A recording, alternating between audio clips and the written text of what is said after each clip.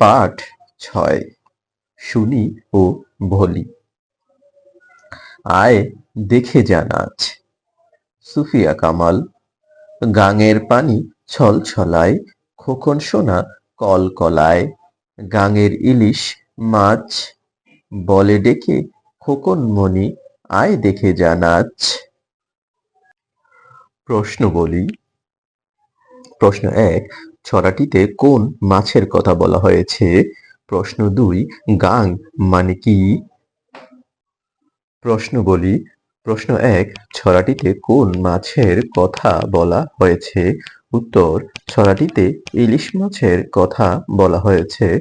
প্রশ্ন ২, গাং মানে কি? উত্তর, গাং মানে নদী